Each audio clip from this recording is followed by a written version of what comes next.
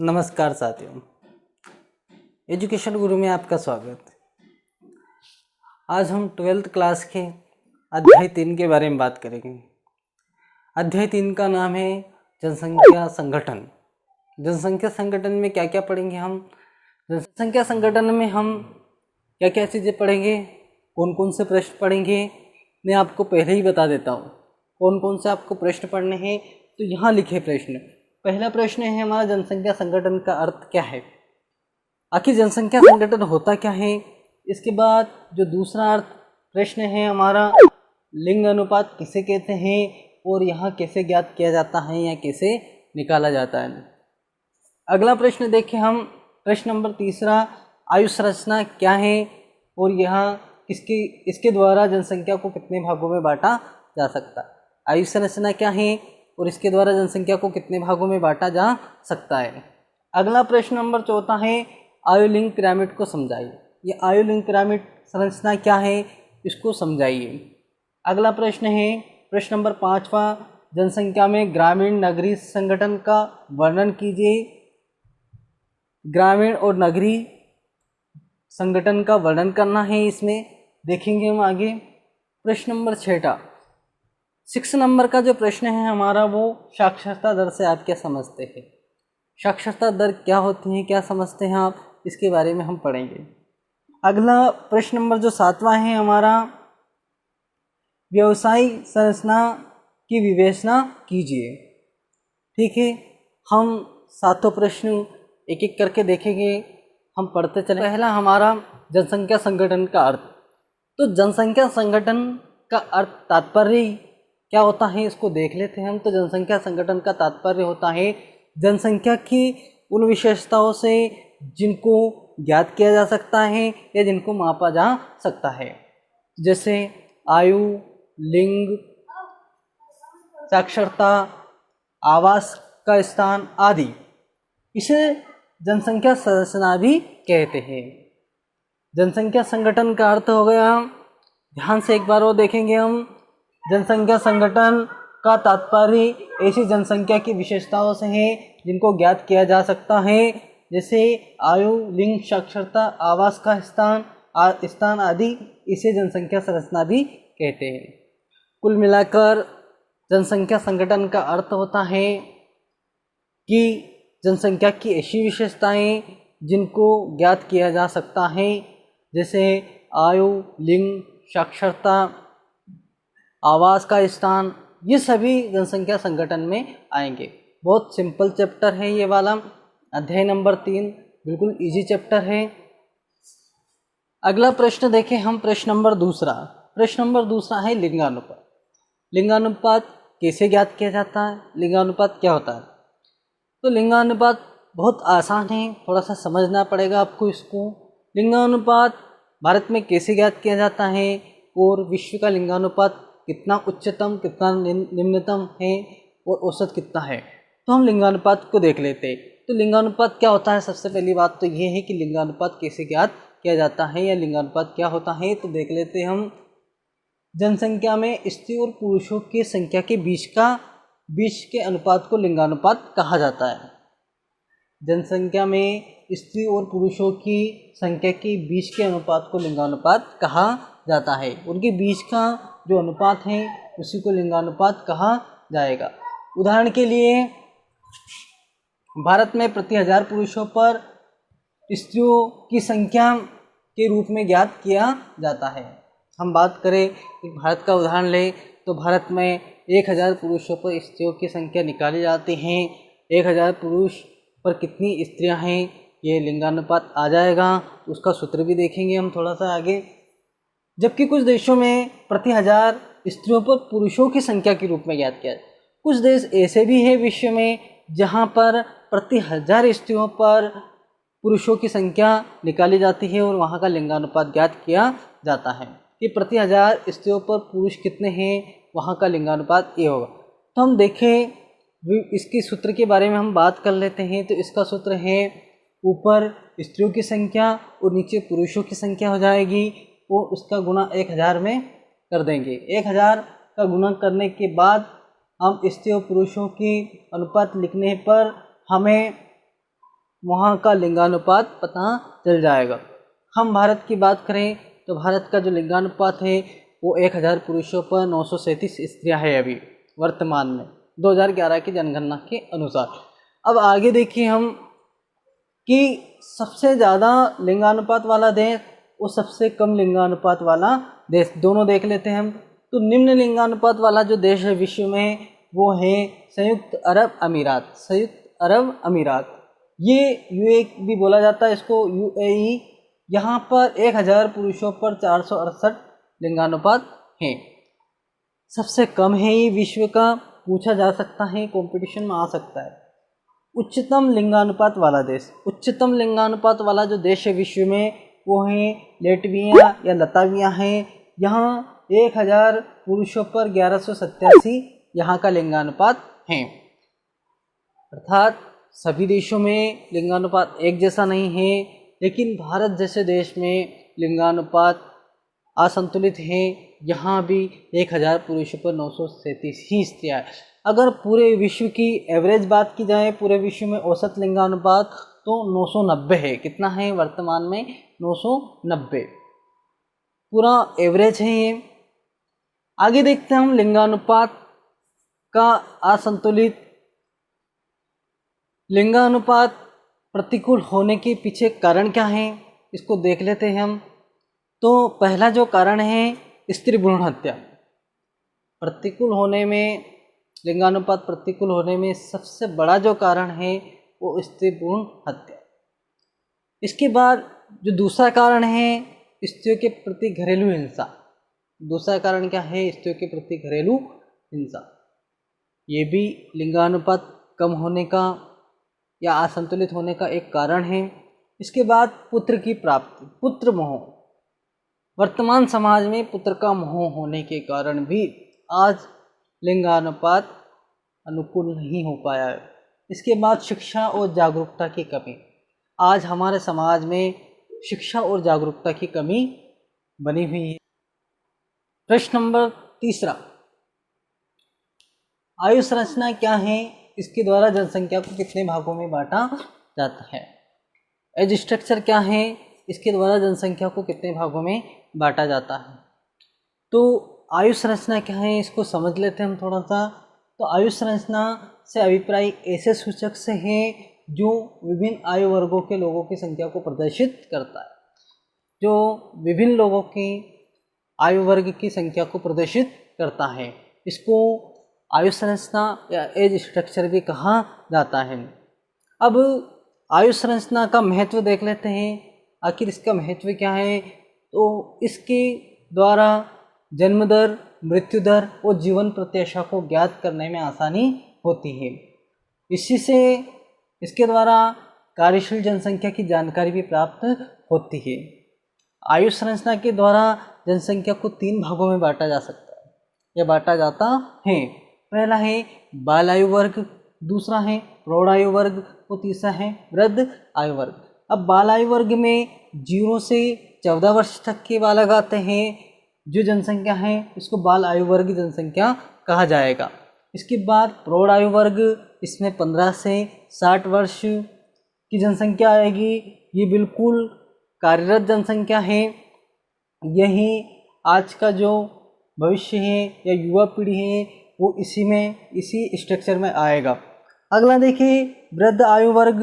वृद्ध आयु वर्ग जो 60 से ऊपर है, ये दोनों बाल आयु वर्ग और वृद्ध आयु वर्ग पूरी तरह से प्रौढ़ आयु वर्ग पर आश्रित होते हैं, क्योंकि 0 से 14 वर्ष तक का बच्चा कार्यरत नहीं होता है, वह कमाने नहीं लगता है, तो वो प्रौढ़ आयु वर्ग पर या वयस्क आयु वर्ग पर निर्भर रहेगा।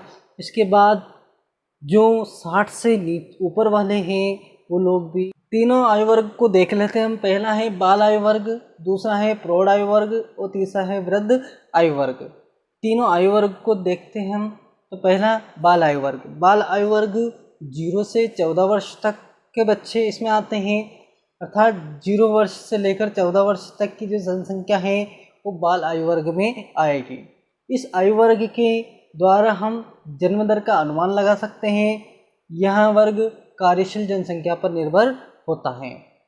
ये किस पर निर्भर रहेगा, ये प्रौढ़ आयु वर्ग पर निर्भर रहेगा, कार्यशील जनसंख्या पर निर्भर होता है। विकासशील राष्ट्रों में इसकी जो जनसंख्या है वो 40% है, जबकि विकसित राष्ट्रों में इसमें बाल आयु वर्ग में 20% जनसंख्या आती है। अगला देखें प्रौढ़ आयु वर्ग, जो काफ़ी इम्पोर्टेंट है, किसी भी देश की अर्थव्यवस्था में इसका महत्वपूर्ण हिस्सा होता है। प्रौढ़ आयु वर्ग 15 से लेकर 60 वर्ष। ये आयु वर्ग जिस देश का जितना ज़्यादा होगा उस देश का आर्थिक विकास भी उतना ही अधिक होगा। इस आयु वर्ग में 15 से 60 वर्ष तक की जनसंख्या सम्मिलित की जाती है। कितनी? 15 से 60 वर्ष तक की जनसंख्या सम्मिलित की जाती है। इस वर्ग में आर्थिक रूप से यह वर्ग सर्वाधिक उत्पादक एवं जैविक रूप से सर्वाधिक प्रजननकारी होता है। दोनों अन्य आयु वर्ग की अधिकांश जनसंख्या इसी आयु वर्ग पर आधारित या आश्रित होती है। अगला देखें वृद्ध आयु वर्ग। वृद्ध आयु वर्ग 60 वर्ष या इससे अधिक। वृद्ध आयु वर्ग में जनसंख्या में यह वर्ग कार्यशील जनसंख्या पर आधारित होता है। किस पर? इस पर, प्रौढ़ आयु वर्ग पर। ये बाल आयु वर्ग और वृद्ध आयु वर्ग दोनों किस पर डिपेंड होंगे? प्रौढ़ आयु वर्ग पर। इसके द्वारा किसी भी देश की जीवन प्रत्याशा का अनुमान लगाया जा सकता है। किसके द्वारा? वृद्ध आयु वर्ग के द्वारा। ठीक है, तो थोड़ा समय का ध्यान रखना आप। बाल आयु वर्ग में 0 से 14 वर्ष तक के बच्चे आते हैं। प्रौढ़ आयु वर्ग में 15 वर्ष से लेकर 60 वर्ष तक की जनसंख्या आती है और वृद्ध आयु वर्ग में 60 वर्ष या इससे अधिक की जनसंख्या आती है। अगला प्रश्न नंबर 4, जिसमें आयु लिंक पिरामिड संरचना क्या होती है इसको देख लेते हैं।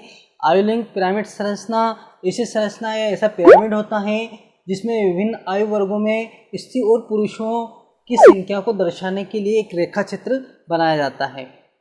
अर्थात एक ऐसा पिरामिड के आकार का एक ऐसा रेखा चित्र होता है जहाँ पर स्त्रियों और पुरुषों की संख्या को दर्शाने के लिए प्रयोग किया जाता है। देखा जाए तो विस्तारित होती जनसंख्या, स्थिर जनसंख्या और हास्यमान जनसंख्या, 3 तरह के हम पिरामिड देखेंगे, 3 तरह की आकृतियाँ देखेंगे हम, जो आपकी एनसीईआरटी की बुक में दी हुई है तीनों आकृतियाँ। ठीक है, तो ये तीनों आकृतियों को ध्यान से देखेंगे। पूछ लिया जाता है कभी कभी कि आयु लिंक पिरामिड क्या है, तो थोड़ा सा आपकी बुक में देखना पड़ेगा इसको। क्यों? क्योंकि इसके जो डायग्राम बने हुए हैं, जो पिरामिड बना हुआ है, एक घंटे आकार का बना, एक पिरामिड आकार का बना है, वो आपकी बुक में अच्छे से समझा रखा है। अगला प्रश्न देखिए हम, जनसंख्या में ग्रामीण नगरीय संगठन का वर्णन। यहाँ पर ग्रामीण और नगरीय जो संगठन है, जो जनसंख्या है, उनका वर्णन देखना है। जनसंख्या का ग्रामीण और नगरीय में विभाजन निवास के आधार पर होता है। सबसे पहली प्राथमिकता हम इनमें अगर भेद करें ग्रामीण जनसंख्या और नगरीय जनसंख्या में, तो सबसे ज़्यादा महत्वपूर्ण जो होता है इसका, वो होता है इसका निवास। हम निवास के आधार पर कह सकते हैं कि ये ग्रामीण है और ये नगरीय है। क्योंकि यहाँ विभाजन आवश्यक है, क्योंकि ग्रामीण और नगरीय जीवन आजीविका और सामाजिक दशाओं में एक दूसरे से भिन्न होते हैं। आजीविका और सामाजिक दशा, थोड़ा ध्यान रखना यहाँ पर दोनों ही पॉइंट। आजीविका उनका जो कमाई का जरिया है, और सामाजिक जो रहन सहन समाज का रीति रिवाज है, वो दोनों दशा एक दूसरे से काफ़ी भिन्न होते हैं। ग्रामीण और नगरीय क्षेत्रों में आयु लिंग संगठन, व्यावसायिक संरचना, जनसंख्या का घनत्व तथा विकास स्तर अलग अलग होते हैं। क्या क्या अलग होता है? नगरीय क्षेत्रों में आयु लिंग संगठन, व्यावसायिक संरचना, जनसंख्या का घनत्व, ध्यान रखना, व्यावसायिक संरचना, जनसंख्या का घनत्व तथा विकास का जो स्तर है वो अलग अलग होते हैं। ग्रामीण जनसंख्या में और नगरीय जनसंख्या में दोनों में एक तो व्यावसायिक संरचना अलग होती है, एक जनसंख्या का घनत्व थोड़ा सा अलग होता है। इसके बाद ग्रामीण लोगों का मुख्य व्यवसाय कृषि और पशुपालन। सबसे पहली प्राथमिकता गांव में कृषि और पशुपालन। कृषि जो प्राथमिक व्यवसाय है, हमारे क्रियाकलाप है, प्राथमिक क्रियाकलाप, उसमें कृषि ग्रामीण लोगों की जीवन की अर्थव्यवस्था का महत्वपूर्ण हिस्सा होती है, कृषि और पशुपालन। जबकि हम वहीं शहरों की बात करें या नगरीय क्षेत्र की बात करें तो नगरीय लोगों का मुख्य व्यवसाय होता है गैर कृषि कार्य में संलग्न होना, अर्थात गांव के लोग कृषि कार्य में संलग्न रहते हैं, जबकि शहरों के लोग गैर कृषि कार्य जैसे बिजनेस, औद्योगिक क्रियाकलाप या टेक्नोलॉजी से संबंधित काम, ये सारे नगरीय क्षेत्र में होते। अगला प्रश्न देखें हम, प्रश्न नंबर 6 है, साक्षरता दर से आप क्या समझते हैं। तो साक्षरता दर क्या होती है और साक्षरता दर से आप क्या समझते हैं, तो थोड़ा देख लेते हैं। साक्षरता दर, साक्षरता दर से अभिप्राय है जनसंख्या में उस वर्ग से जो पढ़ लिख सकता है, क्या कर सकता है, जो पढ़ लिख सकता है और सामान्य अंक गणित भी जानता हो। जो सामान्य अंक गणित को जानता है, जो थोड़ा पढ़ लिख लेता है। भारत में इस वर्ग में 7 वर्ष से अधिक वाली जनसंख्या को शामिल किया जाता है। भारत में साक्षरता की गणना की जाती है, वो 7 वर्ष से अधिक जो उम्र का बच्चा होता है उसकी की जाती है, वो आगे कितनी भी हो सकती है। अगला प्रश्न हमारा प्रश्न नंबर 7वां, व्यावसायिक संरचना की विवेचना कीजिए। व्यावसायिक संरचना की विवेचना कीजिए, वो क्या व्यवसाय करता है उसके आधार पर हम व्यावसायिक संरचना की विवेचना करेंगे। तो कार्यशील जनसंख्या के स्वरूप को व्यावसायिक संरचना कहते हैं। जो कार्यशील जनसंख्या है उसके स्वरूप को व्यावसायिक संरचना कहते हैं। व्यावसायिक संरचना के अंतर्गत व्यवसाय के आधार पर जनसंख्या को 4 भागों में बांटा गया है। व्यावसायिक संरचना के आधार पर जनसंख्या को मुख्य 4 भागों में बांटा गया है, प्राथमिक, द्वितीय, तृतीय और चतुर्थक। प्राथमिक क्रियाकलाप या प्राथमिक क्षेत्र से जो जुड़े व्यवसाय हैं या कार्यरत जनसंख्या वो कृषि में संलग्न है। द्वितीय क्षेत्र में कार्यरत जनसंख्या वो विनिर्माण एवं उद्योग में संलग्न है। तृतीय क्षेत्र में कार्यरत जनसंख्या वो परिवहन, संचार एवं अन्य सेवा में संलग्न है। चतुर्थ क्षेत्र है वो वैचारिक विकास या टेक्नोलॉजी में संलग्न है। इस तरह हमने व्यावसायिक संरचना भी देखी है। थोड़ा सा हम साक्षरता का दर प्रतिशत कैसे निकालते इसको देख लेते हैं, क्योंकि साक्षरता का दर प्रतिशत जो निकाला जाता है वो कैसे निकाला जाता है।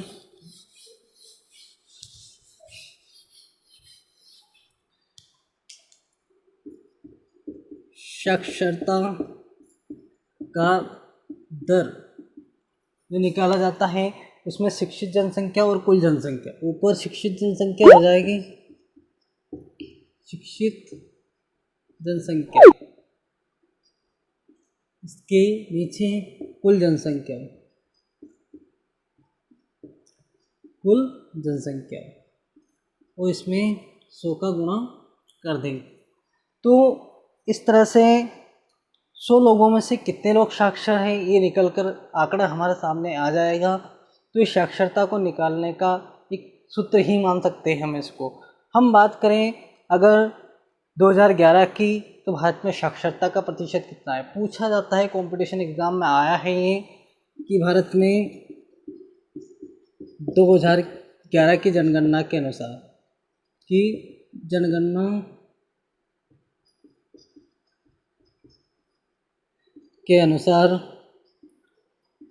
साक्षर प्रतिशत, तो साक्षरता का प्रतिशत कितना, 74.04